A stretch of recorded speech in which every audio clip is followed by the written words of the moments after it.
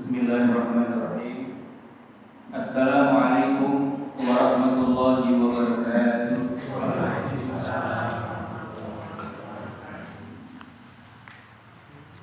Innal hamdalillah nahmaduhu wa nasta'inuhu wa nastaghfiruh wa nastahdihi wa natubu ilayh wa na'udzu billahi min shururi anfusina wa sayyiati a'malina. من يهده الله فلا مضل له ومن يضلل فلا هادي له أشهد أن لا إله إلا الله وحده لا شريك له وأشهد أن محمدا عبده ورسوله اللهم صل وسلم وبارك وأنعم على هذا النبي الكريم ورسول العظيم نبينا محمد وعلى آله وأصحابه ومن تبعهم بإحسان إلى يوم الدين. فقال الله تعالى في كتابه الكريم وهو أصدق القائلين يا أيها الذين آمنوا اتقوا الله حق تقاته ولا تموتن إلا وأنتم مسلمون. يا أيها الناس اتقوا ربكم الذي خلقكم من نفس واحدة وخلق منها زوجها وبث منهما رجالا كثيرا ونساء واتقوا الله الذي تساءلون به والأرحام إن الله كان عليكم رقيبا. وقال أيضا يا أيها الذين آمنوا اتقوا الله وقولوا قولا سديدا يصلح لكم أعمالكم ويغفر لكم ذنوبكم ومن يطع الله ورسوله فقد فاز فوزا عظيما. أما بعد. Hadirin jemaah salat maghrib yang sama-sama mengharapkan ridha Allah Subhanahu wa taala. Marilah tidak henti-hentinya kita senantiasa memanjatkan rasa syukur kita kehadirat Allah Subhanahu wa taala atas semua limpahan karunia dan nikmat-Nya. Di antaranya adalah nikmat taufik dan hidayah dari Allah Subhanahu wa taala. Pada kesempatan ini kita berkumpul di Masjid Allah Subhanahu wa taala setelah menunaikan panggilan Allah Subhanahu wa taala melaksanakan salat maghrib secara berjamaah dan dilanjutkan untuk sama-sama mengisi waktu kita di samping kita menunggu waktu salat berikutnya. Maka sesungguhnya ini adalah termasuk amalan-amalan istimewa. Alhamdulillah Allah Subhanahu wa taala mengumpulkan kita di majelis yang mulia ini sebagaimana yang disabdakan oleh Rasulullah sallallahu alaihi wasallam, la yazal ahadukum fi sholatin ma dama fi musallahu wa yantadiru shalah. Bahwasanya salah seorang dari kalian akan dicatat seperti amalan orang yang sedang sholat. Salah seorang dari kalian akan dicatat seperti amalan orang yang sedang sholat. Madama fi musallahu, selagi dia berada di tempat sholatnya. Wa yantadiru shalah, dan dia menunggu sholat. Ini diantara keutamaan mendatangi masjid. Lalu setelah kita selesai sholat, kita berada di masjid untuk berzikir, membaca Al-Quran dan berdoa. Maka selama itu pula Allah Subhanahu wa taala akan mencatat amalan kita seperti mana orang yang sedang sholat. Bahkan di hadis yang lain sampai dia kembali ke rumahnya. Dari mulai dia melangkahkan kaki ke masjid dengan niat untuk sholat, lalu dia menuju masjid, maka amalan kita dari mulai jalan sampai masjid, lalu kita sholat dan kita menunggu waktu sholat berikutnya, maka dicatat sebagai amalan orang yang sholat. Duduknya kita, berdoanya kita, ngaji Al-Quran selama kita di masjid, maka dicatat sebagai fi sholatin. Ini tentunya adalah amalan istimewa.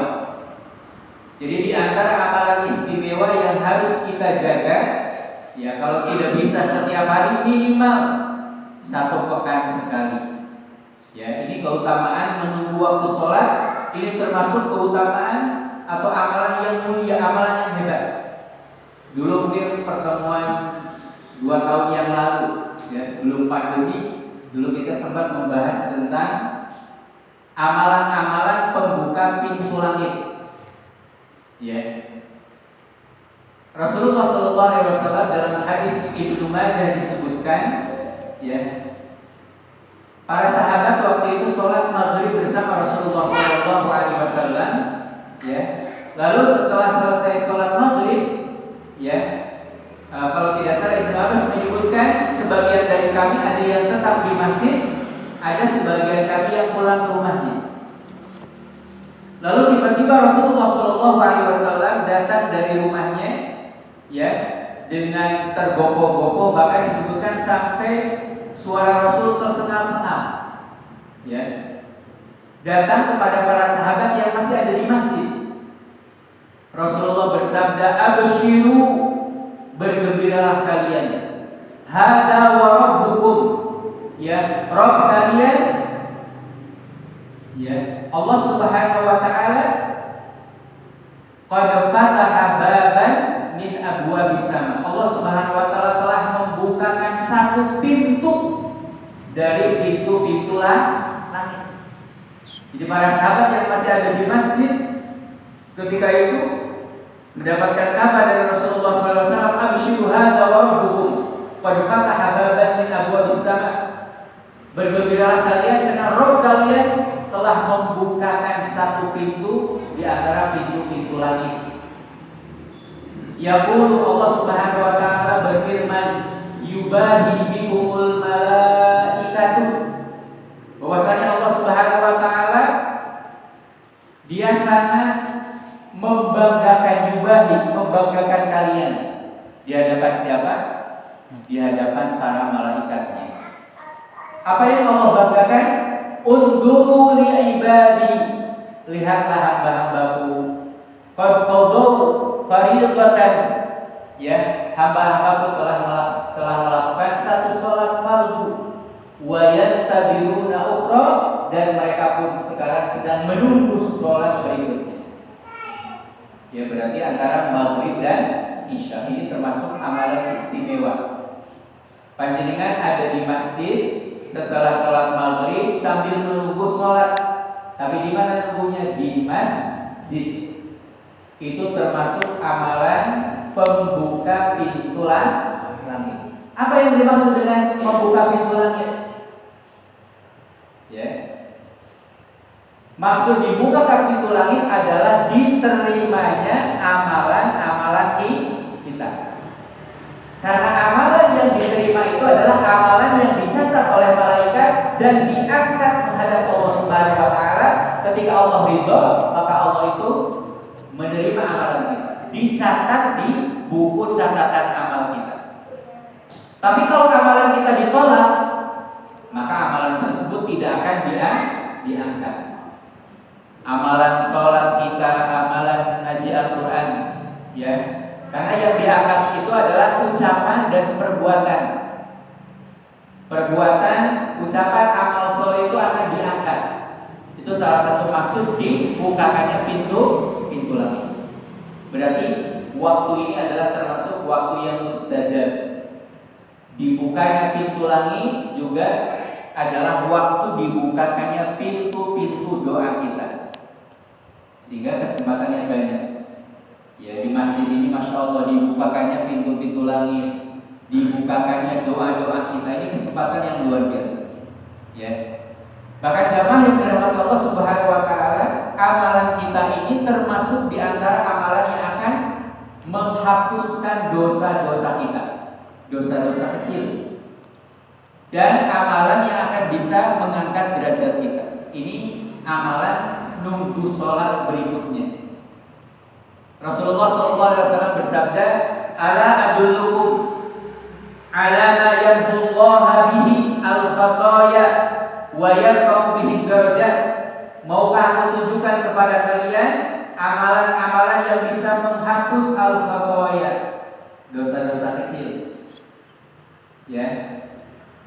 Wa yarfa'u bidarajat, dan yang bisa mengangkat derajat kita di sisi Allah Subhanahu wa taala. Karena amalan kita ini berderajat. Setiap dari kita itu berderajat sesuai dengan amalannya. Bahkan ketika kita sholat satu saf ini tidak sama pahalanya. Ya, di dalam hadis ada yang 1/10-nya, ada yang 1/9-nya, ada yang setengahnya. Itu amalan kita itu adalah berderajat. Maka di antara amalan yang akan mengangkat derajat kita, di antaranya Rasulullah SAW ketika bertanya kepada para sahabat, ala adullukum, maukah aku tunjukkan kepada kalian? Maka para sahabat berkata, qalu bala, mau wahai Rasul. Maka Rasulullah SAW menyebutkan ada 3 amalan yang bisa menghapus dosa-dosa kecil dan mengangkat derajat kita di sisi Allah.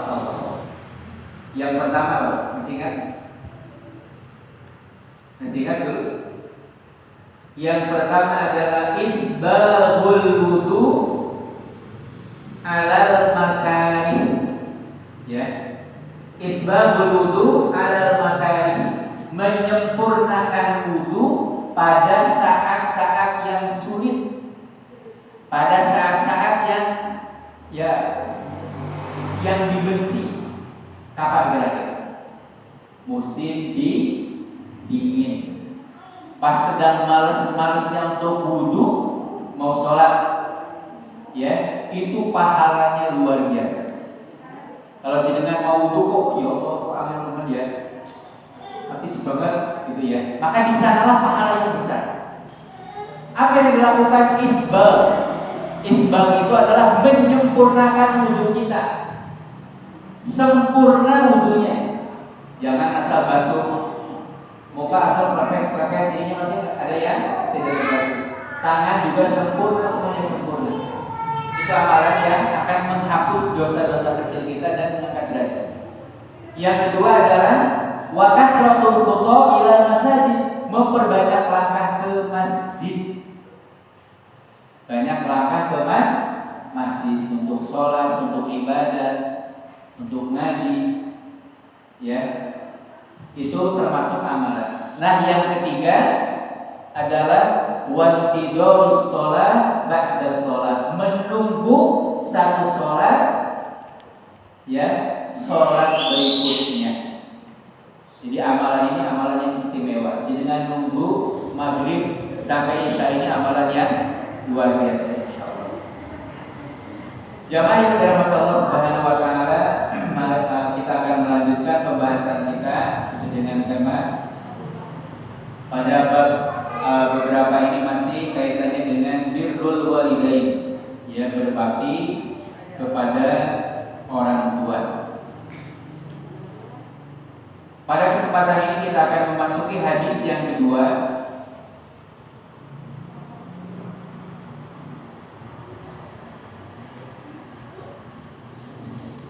Haddatsana Abu Asim an Bahs bin Hakim an abihi an jaddihi. Qultu ya Rasulullah, man abarru? Qala ummaka. Qultu man abarru? Qala ummaka. Qultu man abarru? Qala ummaka. Qultu man abarru? Qala abaka, tsummal aqraba fal aqraba. Hadis yang kedua ini adalah akan merinci di antara kewajiban birrul walidain, berbakti kepada kedua orang tua.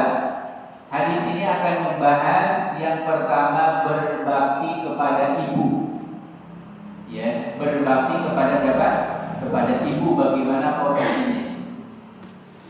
Di dalam hadis dari Abu Asim, Imam Al-Bukhari menyebutkan, dari Abu Asim menceritakan kepada kami dari Bahs bin Hakim, dari ayahnya, dari kakeknya, aku bertanya, wahai Rasulullah, kepada siapa aku harus berbakti? Maka Rasulullah SAW menjawab, ibumu. Aku bertanya, lalu kepada siapa lagi wahai Rasul? Beliau menjawab, ibumu. Lalu bertanya lagi, Lalu kepada siapa? Beliau menjawab, ibumu. Aku bertanya lagi, lalu kepada siapa? Beliau menjawab, ayahmu. Kemudian kerabatmu yang paling dekat, dan seterusnya. Ini hadis sahih yang diriwayatkan oleh Imam Al-Bukhari. Jamaah yang dirahmati Allah Subhanahu wa taala, di dalam hadis ini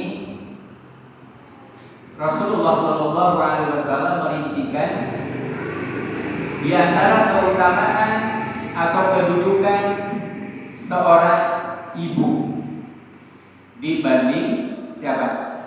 Bapak, dibanding ayah. Ya. Dari hadis ini bisa kita maklumi ketika Rasulullah Shallallahu alaihi wasallam ditanya, ya, sahabat tadi bertanya, siapa yang paling aku berbakti? Siapakah orang yang paling hak, yang paling berhak aku berbakti kepadanya? Rasulullah menyebutkan ibu itu 3 kali. Berapa kali, Pak? 3 kali. Yang keempat baru siapa? Bapak. Lalu setelah itu fal aqraba summal aqraba adalah kerabat yang terdekat dan seterusnya. Kita sudah mulai merinci pada pembahasan ini tentang adab. Sekali lagi tentang akhlak yang ada kaitannya dengan manusia. Maka di antara manusia, kalau kita urutkan siapa yang paling berhak, yang paling utama kita berbakti, maka yang paling pertama itu siapa? Ibu. Bahkan sampai disebutkan 3 kali. Lalu bapak kita. Lalu siapa lagi? Al-aqraba, kerabat terdekat kita, dan seterusnya. Berarti orang-orang yang paling berhak untuk kita berbuat baik itu ada urutannya. Orang-orang yang harus kita berbuat baik itu harus urut, dalam artian jangan sampai keliru. Contoh kepada orang jauh, kepada tetangga begitu murahnya, begitu baiknya, tapi terhadap saudara kandung bermusuhan. Ada tak? Gara-gara umpama pembagian warisan, gara-gara apa? Menjadikan dengan yang saudara dekat jauh, tapi dengan orang yang jauh begitu dekat. Ini yang keliru. Atau kebalikannya, dendam dengan tetangga berdekat, dengan orang tua sendiri jauh. Bahkan banyak anak-anak yang lupa dengan orang tuanya. Di dalam hadis ini disebutkan urutan yang begitu jelas. Bahkan orang yang paling pertama berhak untuk kita berbuat baik adalah ibu kita. Rasulullah SAW menyebutkannya sampai 3 kali. Ketika ditanya, Rasulullah menyebutkan 3 kali. Disebutkan di antara keterangannya di fikih hadisnya, mendahulukan ridho ibu atas ridho ayah itu lebih utama 3 kali daripada ayah. Karena ada 3 alasan. Kira-kira apa?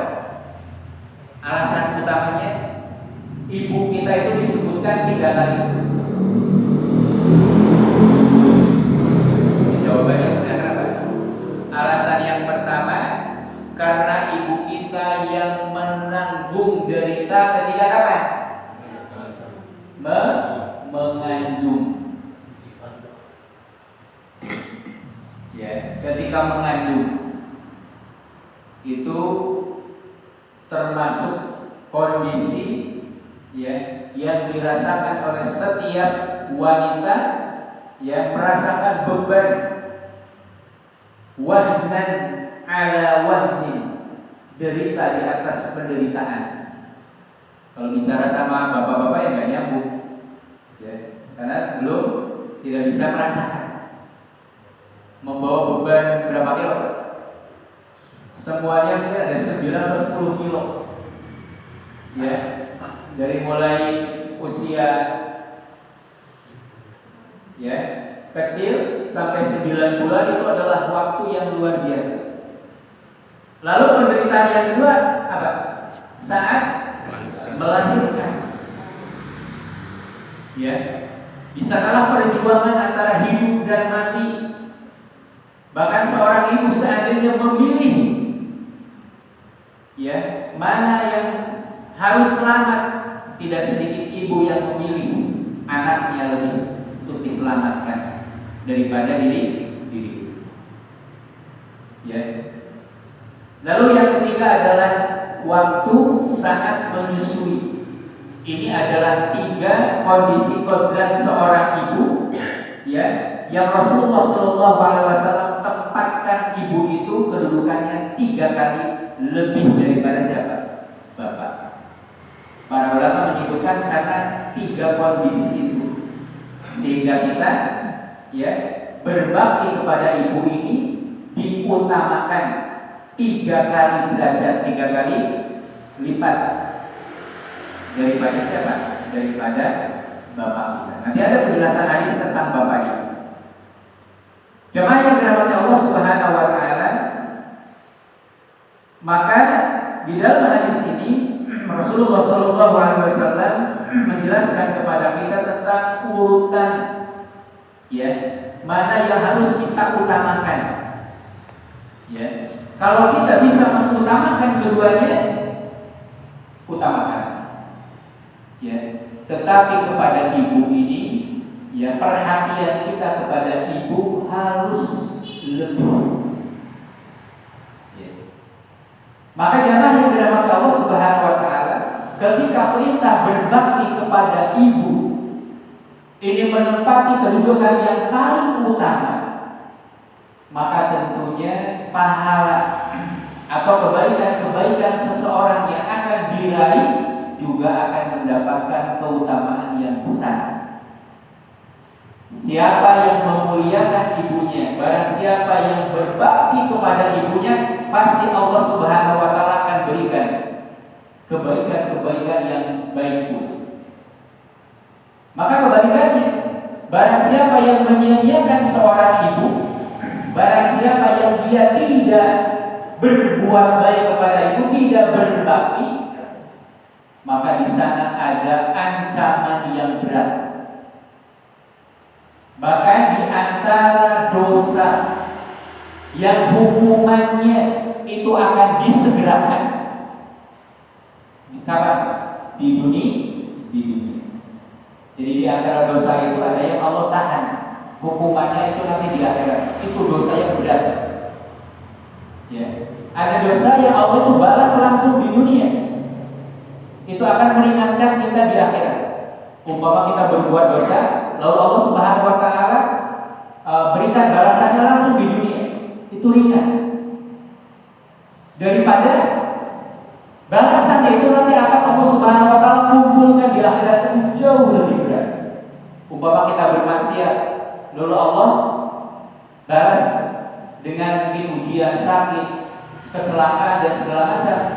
Dan dengan sakit itu menggugurkan dosa kita, itu jauh lebih baik. Di dosa, ya. Tapi ada dosa yang tidak hanya di dunia tapi juga di akhirat. Bahkan termasuk dosa yang akan disegerakan balasannya, yaitu adalah uququl walidain, dosa durhaka kepada siapa? Orang. Itu bisa dipastikan. Orang yang durhaka kepada orang tua, apalagi kepada ibu,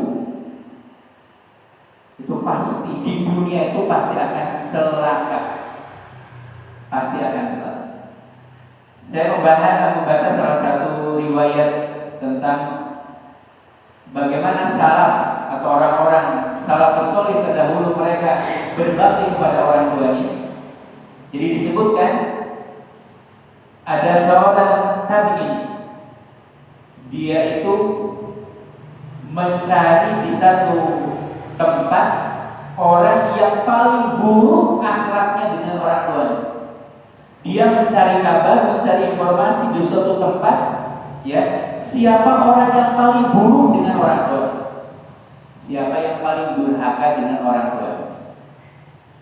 Maka ditunjukkan jamaah yang dirahmati Allah Subhanahu wa taala, ada seorang yang sudah tua renta, di lehernya diikat, membawa air di belakang punggungnya.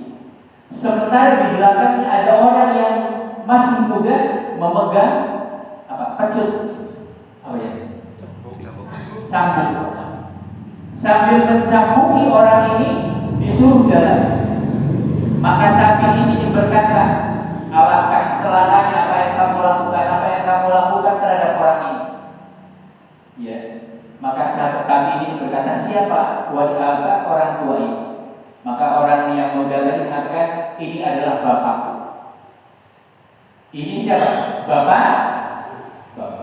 Jadi yang orang tua lantai itu yang sedang dicambuki sambil bawa air itu adalah siapa? Bapaknya. Bapak dan anak. Bapak dan anak. Lalu ditanya, kenapa kau melakukan itu? Maka anak ini mengatakan, karena dahulu bapakku ini juga memperlakukan ayahnya seperti itu.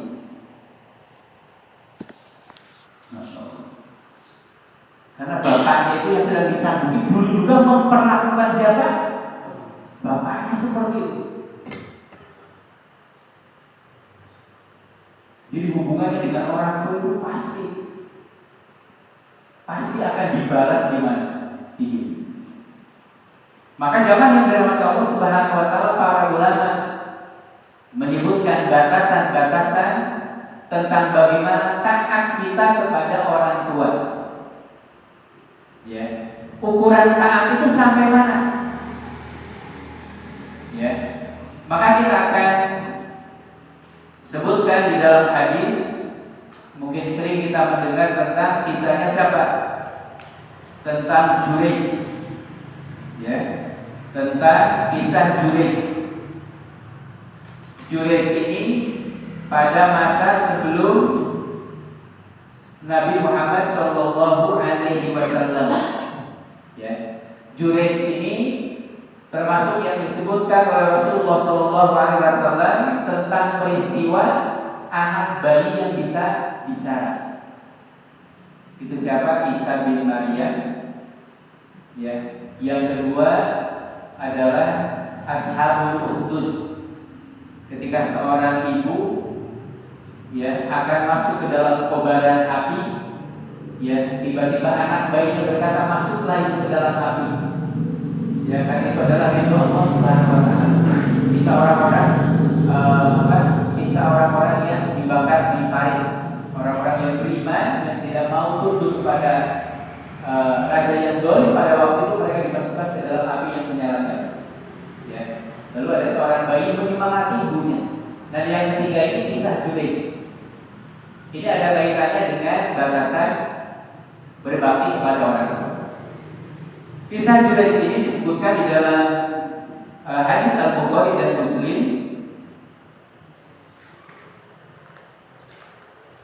Ini hadisnya panjang. Ringkasnya, suatu saat Jurayj ini dipanggil oleh ibunya.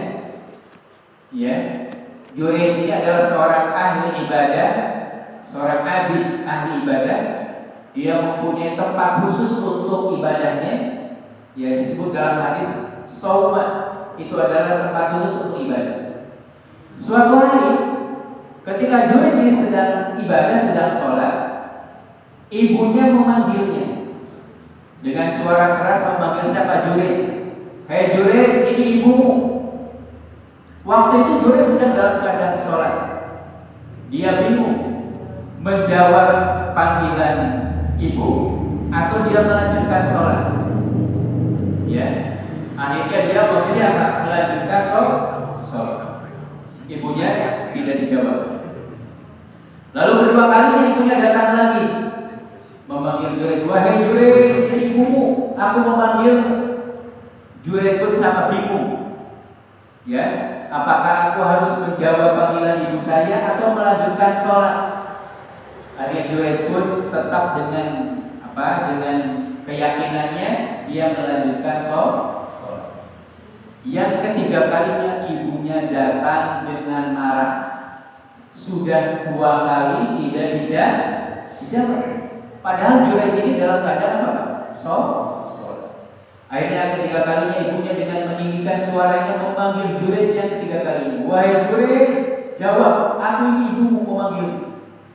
Ternyata Juraij pun untuk yang ketiga kalinya dia tidak menjawab panggilan ibu.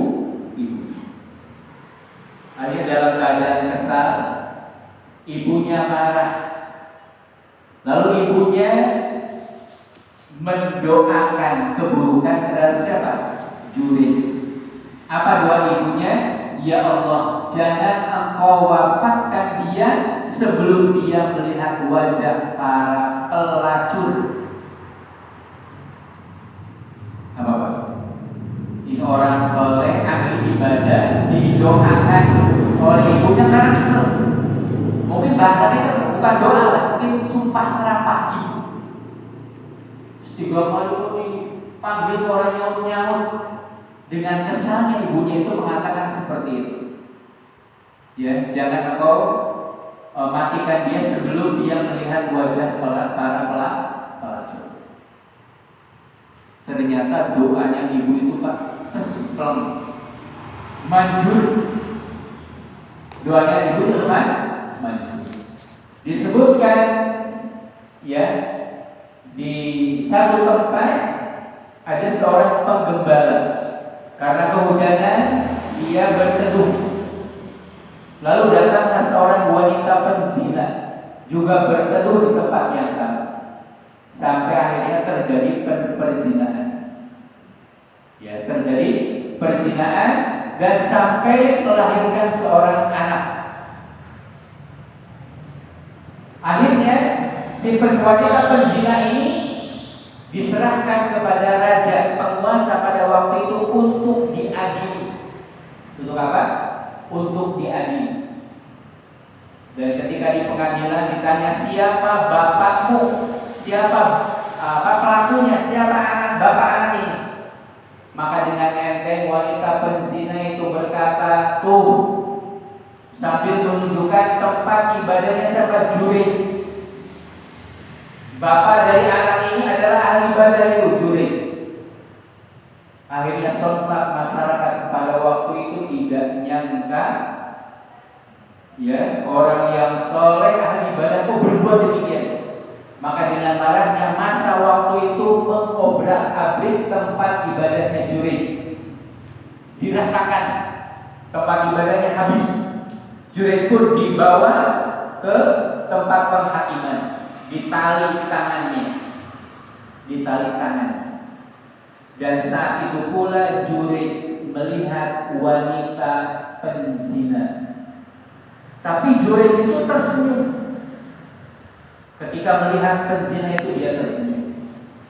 Maka ketika di pengadilan Juraij ditanya, Juraij bertanya kepada wanita tadi, apakah benar itu adalah Juraij bertanya, siapa bapak itu?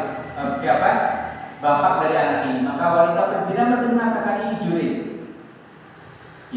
Dan ketika dihakimi di pengadilan, Juraij ditanya, apakah engkau pelakunya? Maka Juraij berkata, tanyalah bayi yang baru lahir tadi.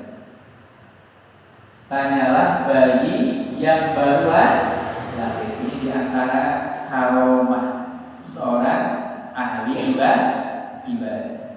Maka dengan izin Allah Subhanahu wa taala, bayi yang baru lahir itu bisa ngomong. Ketika ditanya siapa bapakku itu, dia mengatakan bapakku adalah tukang gembala. Maka pada waktu itu orang-orang menyaksikan karomah dari Juraij ini. Sang raja mengatakan, wahai Juraij, apakah kami akan bangunkan tempat ibadahku dengan emas? Apakah kami bangunkan dengan perak? Ini saking takjubnya dengan karomah. Dan ketika ditanya kenapa engkau tadi tersenyum, Juraij mengatakan doa ibuku dikabulkan. Apa doa ibunya tadi? Jangan engkau wafatkan anakku sampai melihat wanita penzina. Masya Allah. Ini kisah ya tentang doa ibu. Maka yang namanya ibu itu harus hati-hati. Ucapan yang meluncur dari lisannya kepada anak itu jangan sekali-kali ucapan negatif. Jangan sekali-kali, walaupun mungkin lebih beler-belerek ya, lebih angel-angelek, usahakan ucapan ibu itu harus yang baik. Bocah tuh angel teman, wajar kalau bocah tambahan angel. Bocah kok biasa gitu ya. Maka jamaah yang dirahmati Allah Subhanahu wa taala, hati-hati ibu itu meluncur dari lisannya ucapan-ucapan buruk. Ini sama. Ibunya Jureid itu bukan mendoakan benar, tapi ya ini karena kesel 3 kali dipanggil gak jawab. Ya ibunya dumel. Ya kayak bocah orang tahu lihat PSK gitu ya, orang sorry ya Allah yang kau wafatkan sampai anakku lihat PSK sampai akhirnya kejadian seperti itu, masya Allah. Nah, dalam hadis ini para ulama menyebutkan di sana ada batasan-batasan taat kita kepada ibu, kepada bapak kita itu ada batasan. Ya, yang pertama, selama orang tua kita tidak menyuruh kepada perbuatan-perbuatan yang menyelisihi Allah dan Rasulnya, wajib kita taat. Selama ibu kita, bapak kita tidak menyuruh terhadap perbuatan-perbuatan yang menyelisihi perintah Allah dan Rasulnya, sampai perkara-perkara yang mubah sekalipun, kita harus taat. Kita harus taat. Tapi kalau ibu kita memerintahkan ya menyelisihi, maka tidak ada kewajiban untuk mengikuti ta'ata li makhluqin fi maksiatillah. Tidak ada ketaatan kepada makhluk ketika bermaksiat kepada Allah. Jadi selama ibu kita memerintahkan kita bukan kepada hal-hal yang dilarang oleh Allah dan Rasulnya, wajib kita taat. Umpama sekalipun ibu kita ya mungkin ngomong nyokek pengen bakso sing enak, boleh enak, maka kewajiban kita harus kita laksanakan, harus kita lakukan. Bahkan termasuk di dalam hadis ini disebutkan, ketika kita sedang menjalankan ibadah sunnah, ketika ada perintah dari orang tua, maka kita harus mengutamakan perintah orang tua. Contoh, kasus Jureid ini kan ahli ibadah, bukan ahli ilmu. Ya, maka contoh ketika kita sedang sholat sunnah, ibu kita memanggil kita, maka kita harus batalkan sholat kita jawab panggilan siapa? Ibu kita. Kalau sholat sunnah, karena menjawab panggilan ibu itu adalah wajib. Sementara kita sedang melakukan yang sunnah, kita harus mendahulukan yang wajib daripada yang sunnah. Bisa dipanggil. Contoh yang kedua, contoh kita sedang puasa sunnah, umpama kita ingin berkunjung ke rumah bapak ibu kita. Ternyata bapak ibu kita ini sudah masak kesukaan anaknya, datang langsung disuruh makan. Maka mana yang terbaik? Melanjutkan puasa kita sampai azan maghrib atau membatalkan? Enak ya, lama-lama ya, sebentar gitu ya, cocok gitu ya. Bukan karena itu ya, bukan. Karena kita mendahulukan kewajiban perintah siapa? Orang tua. Saya ulangi lagi, ya. Jadi mendahulukan orang tua di atas amalan-amalan sunnah itu lebih utama. Ya. Jadi sekalipun kita sedang sholat sunnah bukan wajib. Berbeda kalau sedang sholat maghrib di sini kita datang beda. Ya, ini sedang sholat sunnah termasuk. Bahkan itu tadi yang menyebutkan justru ketika kita membatalkan puasa kita karena mendahulukan perintah orang tua kita mendapatkan 2 pahala. Pahala puasa tetap dicatat. Yang kedua pahala birrul walidain. Ya, maka masih beruntung yang masih punya kedua orang tua. Jamaah yang dirahmati Allah Subhanahu wa taala. Ya. Kalau kita melihat para salafus saleh ini bagaimana mereka patuhnya kepada orang tua, Masya Allah. Di antaranya adalah sahabat Abu Hurairah. Ya. Sahabat Abu Hurairah ini pada suatu saat di masa khilafah Muawiyah di zaman Marwan bin Hakam, suatu saat dia diminta untuk mewakili kedudukan Marwan menggantikan Marwan di Madinah. Ya. Maka Abu Hurairah ini rumahnya berdampingan dengan ibunya. Ya. Disebutkan di dalam hadis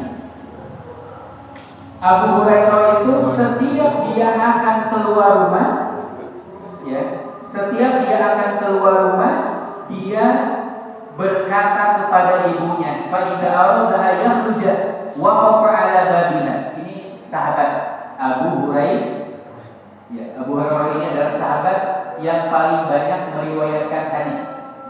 5.374 hadis. Itu yang diriwayatkan oleh Abu Hurairah. Dia bertemu dengan Rasul tidak lamanya 4 tahun. Tapi beliau yang paling banyak menghafalkan hadis. Ibunya itu ketika Abu Hurairah sudah masuk Islam, dulu ibunya masih dalam keadaan kafir. Setiap hari mengajak masuk Islam. Ketika ngajak, ibunya itu menghina Rasul, menghina Rasul. Sampai Abu Hurairah itu menghadap Rasul, wahai Rasul, aku ini sedih sekali. Aku ajak ibuku masuk Islam, tapi malah mencela. Doakanlah ibuku, wahai Rasul, agar dia masuk Islam. Lalu didoakan oleh Rasul agar masuk Islam. Lalu Abu Hurairah balik ke rumahnya. Dan ketika sampai rumahnya mendengar ibunya sedang mandi besar, ya, sedang mandi junub. Lalu ketika Abu Hurairah masuk ke dalam rumahnya setelah selesai segalanya, ibunya mengatakan, aku beriman kepada Allah dan Muhammad. Doa Rasul langsung jadi ijabah. Nah, jamaah yang dirahmati Allah Subhanahu wa taala, setelah ibunya masuk Islam, Abu Hurairah luar biasa. Dia menyebutkan setiap dia akan pergi keluar rumah, dia selalu berada berdiri di depan pintu ibunya dan berkata, Assalamu alayka ya ummata. Keselamatan bagimu wahai ibuku, warahmatullahi wabarakatuh, rahmat dan keberkahan. Fataqul, maka ibunya berkata, wa alaikassalam ya bunayya, dan kepadamu juga wahai anakku, keselamatan dan rahmat Allah dan berkahnya. Fayaqulu rahimakumullah kama rabbatni shaghira, wahai ibuku, semoga engkau dirahmati Allah karena engkau telah mendidikku, mengasuhku di waktu kecil. Maka ibunya pun berdoa, rahimakumullah kama barakani kabira, dan semoga Allah pun merahmatimu karena engkau telah berbuat baik kepadaku di waktu tuaku ini. Ada yang menarik. Jadi Abu Hurairah itu ketika akan keluar rumah mesti berdiri di tempat di depan pintu ibunya dan mengucapkan salam, minta izin. Jadi disunnahkan, ya, kalau kita bepergian itu, kalau orang tua kita masih ada, adalah mengabarkan dan meminta izin. Meminta doa itu sunnah. Contoh dengan mau pergian kemana, di Jakarta atau kemana, telepon ibu, datang ibu. Ini Abu Hurairah, seorang sahabat mulia yang besar. sahabat mulia yang agung, keluar rumah itu mesti mengucapkan salam, assalamualaikum ya ummata, assalamualaikum wahai ibu-ibuku, semoga Allah merahmati. Ya, ini sahabat. Hari ini kita sudah hampir jarang. Padahal kadang ibunya serumah, ibunya berdekatan kemana-mana. Kadang kita sebagai anak itu merasa cuek. Ini sahabat besar, setiap keluar rumah dia selalu berdiri di depan pintu ibunya, mendoakan. Ibunya pun mendoakan dia. Itu birrul walidain, contoh para sahabat. Bahkan ada sahabat, ada seorang tabi'in, ya, ketika dia berbicara sama orang tuanya, sama ibunya, lalu perkataannya itu lebih tinggi, nadanya lebih tinggi, dia bertaubat kepada Allah dengan memerdekakan 2 orang budak. Saking takutnya, intonasi dia itu lebih tinggi daripada ibunya, itu menjadi dosa, menjadi uququl walidain. Dia membebaskan 2 hamba sahaya. Sampai begitu besarnya, ya. Jamaah yang dirahmati Allah Subhanahu wa taala, itu adalah kedudukan seorang ibu. Hadis yang terakhir pada kesempatan ini tentang bagaimana posisi ibu kita disebutkan di dalam hadis dari Sa'id bin Abi Maryam, akhbarana Muhammad bin Ja'far bin Abi Katsir, qala akhbarani Zaid bin Aslam an Atha bin Yasar an Ibnu Abbas annahu atarajul. Dari sahabat tadi datang seorang laki-laki, ini khatabtu ra'atan fa'abat tankihani wa khatabaha ghairi fahabat an tankiyahu faghirtu 'alayya wa qataluha. Ini kisahnya begini. Dari sahabat atau bin Yasar dari Ibnu Abbas, bahwasanya ada seorang laki-laki melamar seorang wanita, tapi wanita itu menolak. Lalu wanita itu memilih laki-laki lain, dan laki-laki ini cemburu. Saking cemburunya, laki-laki ini membunuh wanita yang dilamarnya tadi. Ini berarti dosa apa? Dosa besar. Ya. Maka orang ini bertanya kepada Ibnu Abbas, apakah taubatku masih bisa diterima? Aku ini telah membunuh wanita yang aku sukai dulu. Aku lamar, ternyata ada laki-laki yang senang dan dia juga senang. Saking panasnya, ya akhirnya dibunuh wanita itu. Maka orang ini berkata, apakah taubatku ini masih diterima oleh Allah Subhanahu wa taala? Maka Ibnu Abbas bertanya, ini perhatikan. Ini kasusnya orang tadi melakukan dosa besar, melakukan pembunuh. Orang ini ingin agar dosanya diampuni, bertanya kepada sahabat mulia Ibnu Abbas, wahai Ibnu Abbas, apakah Allah masih menerima taubatku?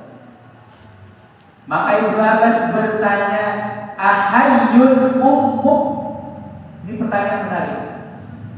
Ketika ditanya, apakah Allah masih menerima taubatku?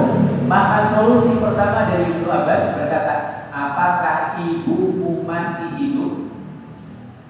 Nanti kita akan apakah itu? Lalu laki-laki itu menjawab, tidak, sudah wafat wahai Ibnu Abbas. Maka Ibnu Abbas berkata lagi, kalau begitu bertaubatlah kepada Allah dan bertaqarrublah kepadanya semampumu. Lalu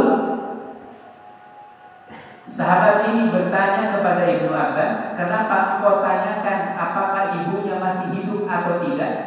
Maka jawaban Ibnu Abbas, sungguh aku tidak tahu ada amalan yang lebih dapat mendekatkan seseorang kepada Allah daripada berbakti kepada ibu. Jadi bakti kepada ibu ini termasuk amalan, ya, yang bisa menggugurkan dosa besar. Karena ketika orang tadi bertanya, apakah Allah masih menerima taubatku? Maka Ibnu Abbas mengatakan, apakah ibumu masih hidup? Ini menunjukkan bahwasanya berbakti kepada ibu kita termasuk amalan yang bisa menggugurkan dosa. Ya. Beliau berkata, dan aku tidak tahu ada amalan yang dapat lebih mendekatkan seorang kepada Allah daripada amalan bakti kepada seorang ibu.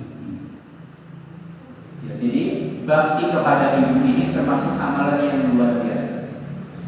Ya, jadi harus diimbangi. Ketika kita bermaksiat kepada Allah, melakukan dosa, ya, maka salah satunya adalah kita imbangi, karena kebaikan itu akan menutup apa? Keburukan. Innal hasanat yuzhibnas sayyi'at.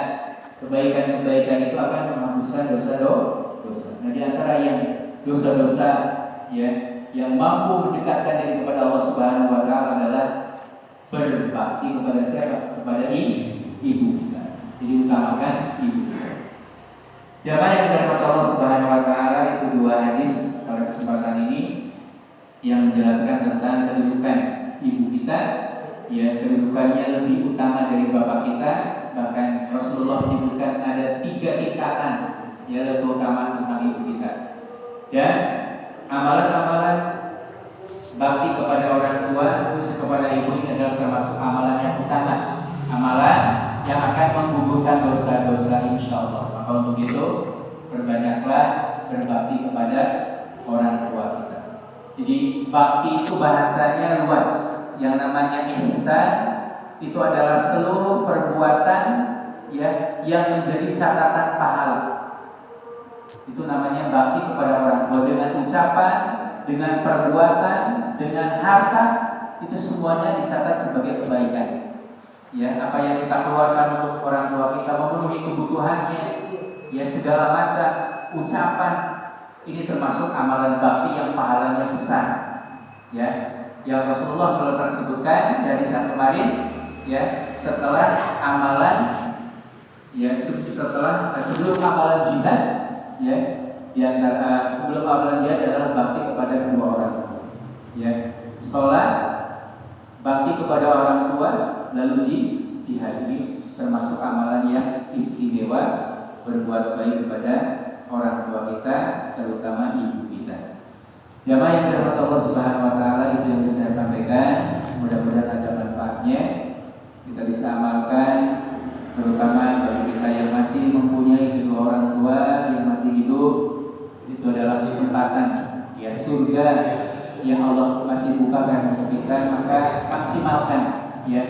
Justru di saat mereka usia-usia tua, usia-usia lanjut, di sanalah kewajiban seorang anak untuk memaksimalkan baktinya kepada orang tua. Dan insya Allah barang siapa yang membaktikan dirinya kepada orang tua, insya Allah Subhanahu wa taala akan membukakan kebaikan-kebaikan. Ada istilah, apabila engkau ingin menjadi raja, perlakukanlah kedua orang tuamu seperti raja. Insya Allah Allah Subhanahu wa taala akan memberikan kepada kita kebaikan-kebaikan. Aku qouli hadza wa astaghfirullah wa lakum. Assalamualaikum warahmatullahi wabarakatuh.